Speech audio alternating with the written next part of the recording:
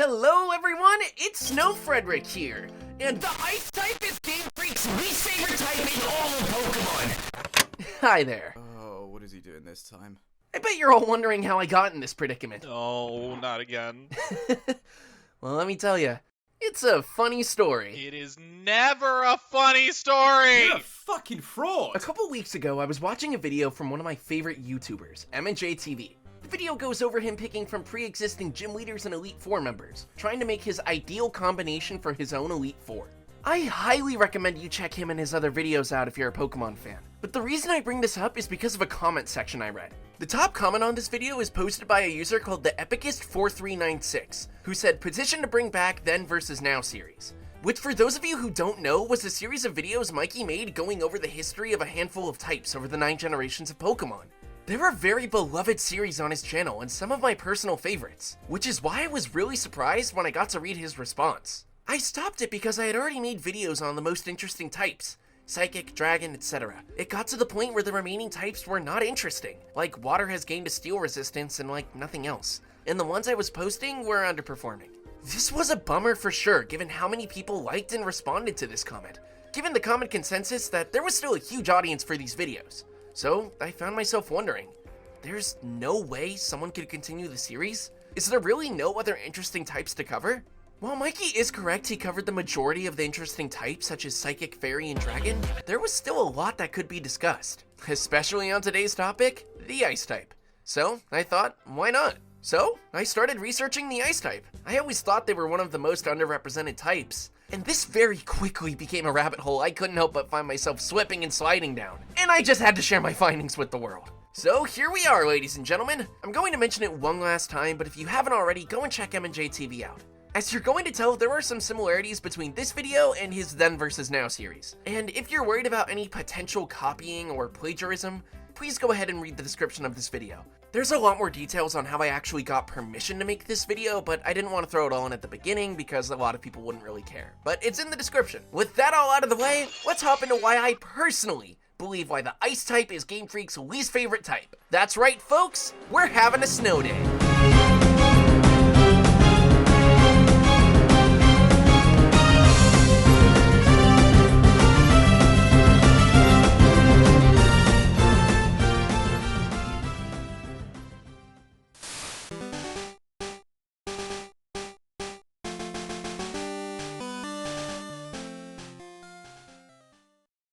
The first generation for the Ice type, like many others, had a lot of interesting bullet points to go over. For starters, all the fully evolved types of this generation were Jynx, Dugong, Articuno, Cloyster, Lapras, and Did I write Articuno twice? Not only are these all the fully evolved Ice types, but they're the only Ice types. It's not uncommon for Pokemon to gain a secondary type on evolving, but this is the only time as I'm aware in Pokemon history where a type of Pokemon just couldn't evolve at all. Shelter and Seal are water types, and Jynx, Articuno, and Lapras are all stage 1 evolutions. So no matter what you do, no Gen 1 Ice type could evolve. All of these Pokemon are decently strong, with the weakest being Jynx and the strongest of course being Articuno, with their base stat total being 514.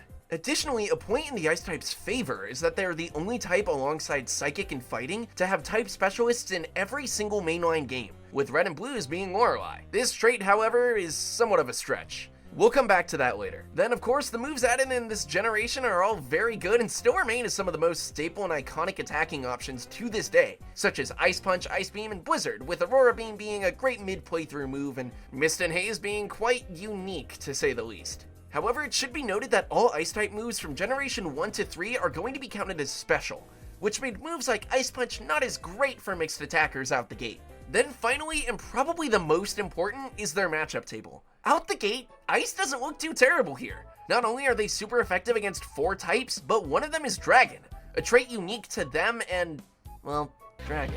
And in Generation 1, since Dragonite was the only Dragon type, it meant it was hitting it for 4 times effective stab since it was also a dual type flying. Sure, it only had 1 resistance, that being itself. It only had 3 weaknesses and 2 types resisted. The S-type sure is gimmicky and has an interesting roster of Pokemon to pick from, but I'm sure Generation 2 is going to expound on the roster and make them even better. What happened here?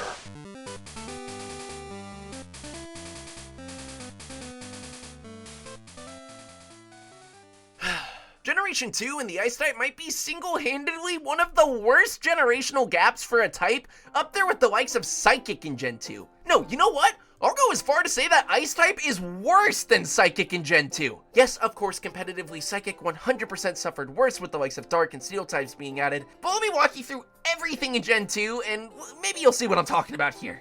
The new Ice-type Pokemon added in this generation were Sneasel, Piloswine, Delibird, and Smoochum?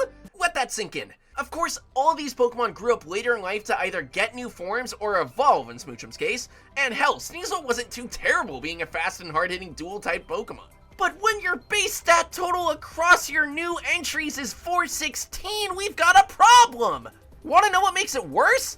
I lied! 416 is if Smoochum was a Jinx! Your base stat total is 403! At least the Psychic type had some decent new additions this generation, such as Espeon, Xatu, Lugia, and oh, would you get out of here! Well, at the very least, Smoochum and Swinub have the very niche honor of being the first Ice-type Pokemons that are able to evolve. Let's give them a round of applause. Well, okay, if the new Pokemon in this game are... then surely they must have made for it elsewhere, right?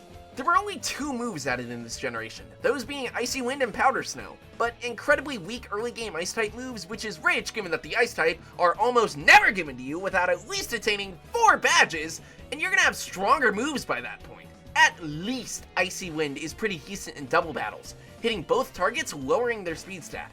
Well, if the new Pokemon and moves of this generation are lackluster, I suppose the Specialist is going to be as well. Yep, he sure is. Not only is he the 7th gym leader in the game that uses weaker Pokemon than the gym before it, but also, I promise I won't be touching the anime nearly for the rest of this video, but he's the only gym leader in over 26 years of the anime who forfeited to Ash!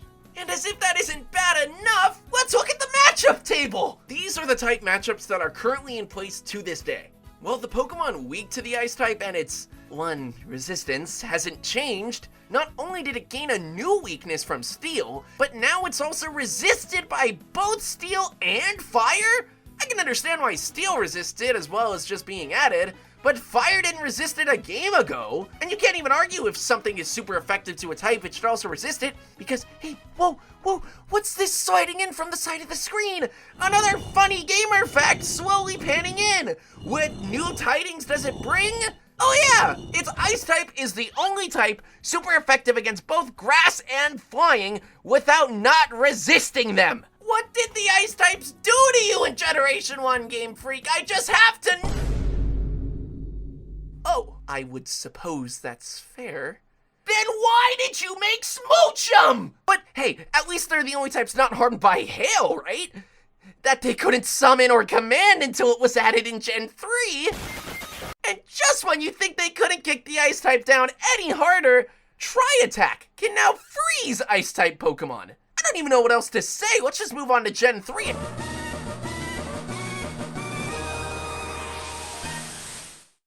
Well, comparatively, anything that happens from here on out isn't going to be nearly as bad as what Gen 2 did to the Ice type, so let's see what Gen 3 actually did. The fully evolved Ice types of this generation are going to be Glalie, Walrein, and Regice. While Glalie is somewhat of a mid-tier Pokemon, being a jack-of-all-trades, master of none, the other 2 are incredibly good, especially Walrein. He also gets some bonus points for giving us our round little boy here.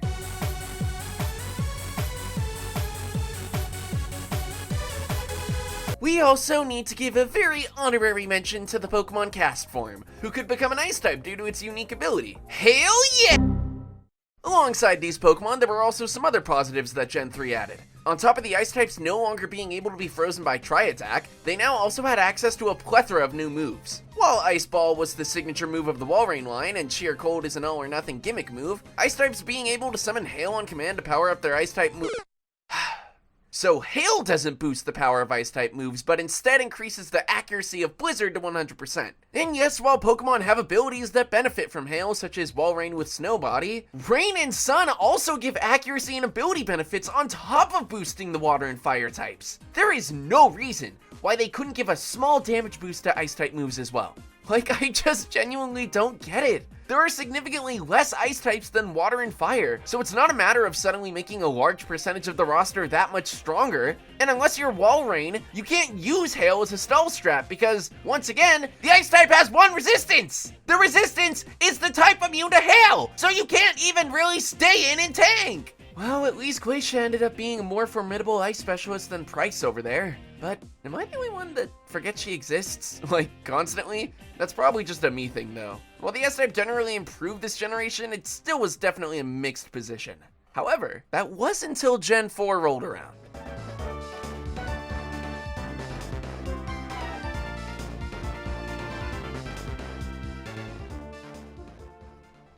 For the first time since Generation 1, we have an actual positive generation for our chilly little dudes. First and foremost, Generation 4 introduced the physical and special split, which really benefited some of the pre-existing ice types, but also had an effect on what new Pokemon were added this generation for the ice type.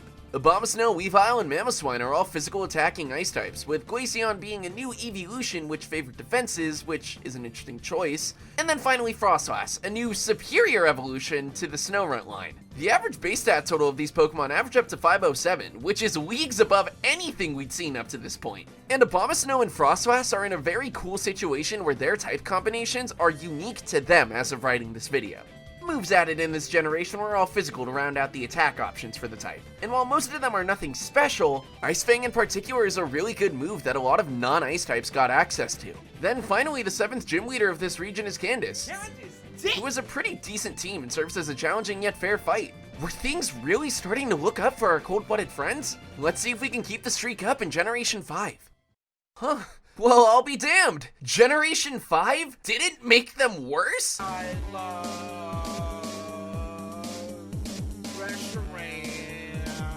Ladies and gentlemen, we have a 2-generation streak on our hands! For starters, the Pokemon in this generation are actually quite interesting. As far as standard Pokemon go, there were only 3 fully evolved Pokemon added, those being Vanillux, Beartick, and Cryogonal. Now, while Vanillux out of these 3 has the strongest base stat total, they have the unfortunate curse of, well, being one of the Pokemon people point to when they say Pokemon designs have gone down the drain. Aside from those 3, Kyurem and both his fusion forms were added. And finally, the only Pokemon in history to ever get the Ice type added in a future generation is none other than Rotom Freezer, the fridge one. So according to Pokemon fans, we can have something that stores food, but the food itself? No, that's too unreasonable. The average base stat total for this generation is 602. What? Hold on, Adam, enhance. Yep, okay, there's the problem. We can't have the Ice type having stats like that. Let's just wipe off that little smudge there and run the numbers again. The correct average base stat total for this generation is 518? Well, I'll be damned. I didn't expect the Snowflake and Creamsicle to overtake a Goliath of Snow Yeti and... The moves of this generation might look impressive at first, but keep in mind, Freeze Shock, Ice Burn, and Glaciate are all signature moves of the 3 forms of Kyurem. Meanwhile, Ice Breath and Icicle Crash are decent enough moves. This generation also is the only one to have 2 Ice-type specialists. The first being everyone's favorite, Zinzolin! Adam, why is the screen blank? What do you mean you don't know who Zinzolin is? He's one of the highest-ranking galactic admins there is. Well, aside from our favorite, I guess we have Bryson, who, while his fight is largely forgettable, at least for me, he is at least way better anime representation than good old Price over there. Could we keep this cool streak going into the next generation? Nope, no we can't.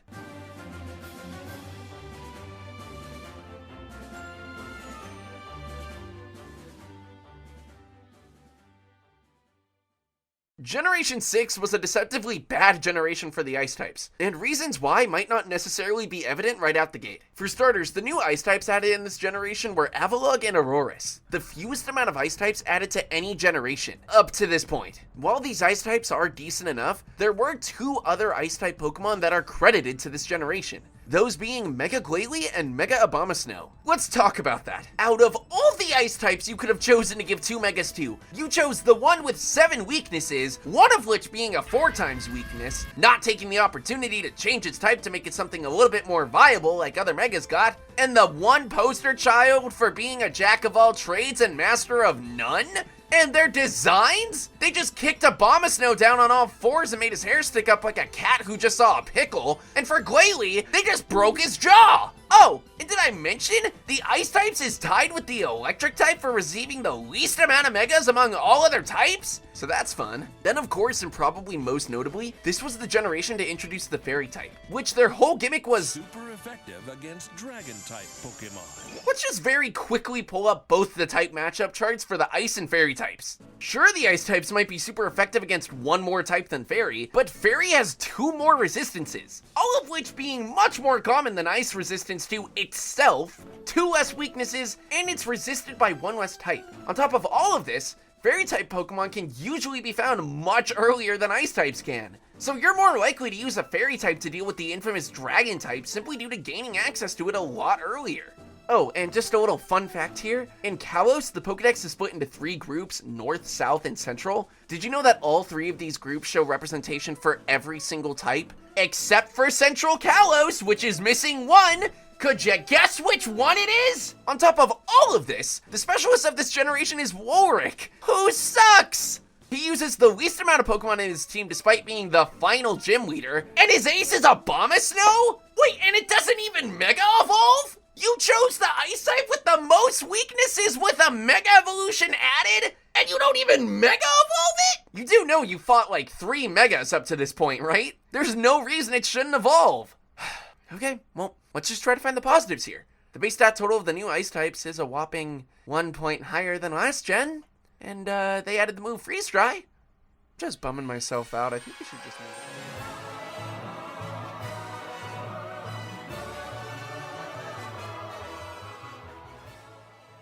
It keeps getting worse. It just keeps getting worse. I don't know how they find new ways to fuck it up, but it just keeps getting worse. So this generation, the amount of new ice-type Pokemon added were...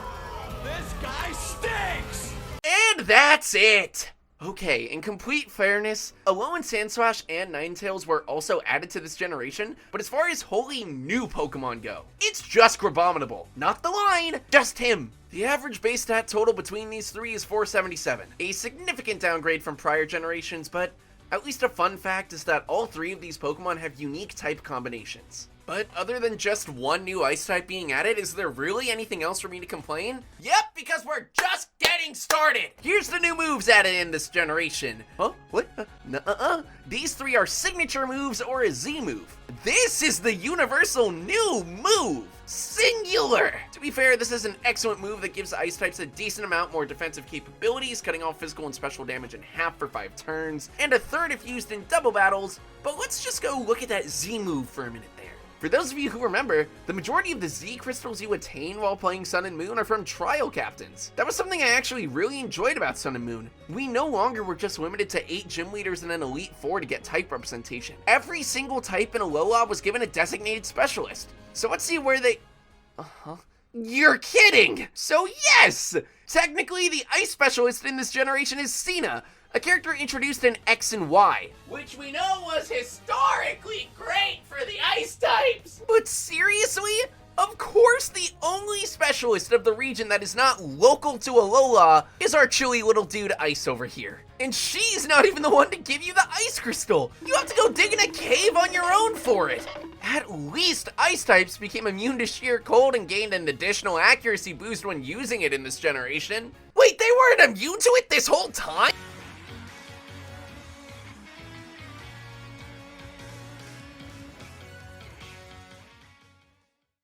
Alright, I'm convinced one of the devs had to have noticed by now that they added a total of 6 Ice-type Pokemon across the last 3 generations. And that's including the Alolan forms, because Generation 8 introduced the single most amount of Ice types of any generation. Those being Mr. Rime, Frostmoth, Ice-Q, Arctozolt, Arctovish, Galarian Darmanitan, Glastier, and Calyrex. The average across these Pokemon is a whopping 526. But if we exclude the legendaries in this list, it's still 492, which isn't the highest historically, but a decent number given the amount of Pokemon it's accounting for. Although I'm not sure why they thought Mr. Mime of all Pokemon needed a new form. An evolution when Dugong was sitting right there! Look at this blumpy little boy! Here are the new moves added this generation. Excluding Glacial Lance, Mountain Gale, G-Max Resonance, and Max Hailstorm, that still only leaves us with one new move. What's going on, Game Freak? Why are you so afraid of adding one new universal move for the Ice type each generation, huh? Well, regardless, Triple Axel is a pretty good move, so I'm not gonna complain.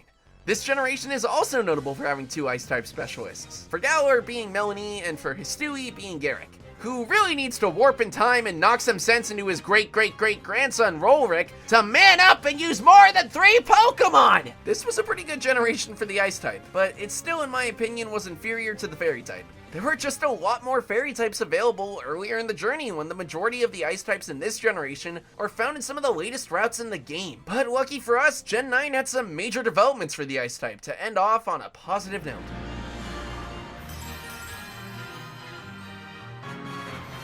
Just as a quick disclaimer, I have not played through Violet yet. I got like 2 or 3 gyms in, but have been swept away with work, so take everything I say here with a grain of salt. Generation 9 introduced 4 new fully evolved Ice types, those being, oh, I'm gonna mess this up, Cetitan, Iron Bundle, Baxcalibur, the first pseudo-legendary and Ice type in the Dragon Egg group, and Chien Pao. All of these are decently good Pokemon from what I can tell, but where they really come to life is with their new moves. Ice Spinner is a very strong Ice type Rapid Spin that seems to be the signature move of Cetitan, but also can be learned by a lot of Pokemon through TMs. Chilly Reception is really weird. It's a new signature move that only Slowking and its regional variant gets. It summons snow, and if it's already snowing, it swaps out like Baton Pass. You think they'd give that move to Mr. Rhyme.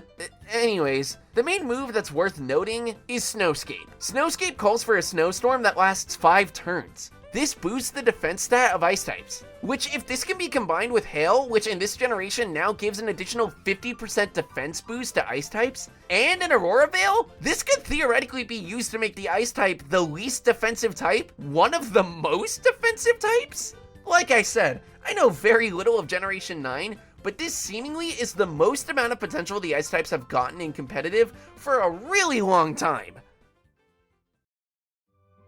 And with that, ladies and gentlemen, we conclude my rant about the Ice-type Pokemon. Realistically, I know they weren't as bad historically as some of the other types, but I just have always thought they were one of the least significant ones. And going down the rabbit hole researching this video, I came to realize maybe I felt this way about them because Game Freak never really gave them a fighting chance. And because of it, I think I've walked out a fan of the Ice types. These poor little guys are the middle children of the family. Not the best, but certainly not the worst either, leading them to fall into the middle of obscurity. And someone has to root for them, you know? I know this video was a bit different from the past few videos on my channel, but honestly, it's been a really good palate cleanser for both me and Adam, who gets extra credit since he knows little to nothing about Pokemon. If you like this video, then please consider subscribing. While my channel covers a lot of different video games, I have a lot I want to say about Pokemon, and we'll be making more content on it in the future. And hey, why don't you comment your favorite Ice type in the comments below? I genuinely love to see what the common consensus is. And next time you're playing Pokemon, maybe consider picking up an Ice type for your team. Our chilly little dudes could really use a win.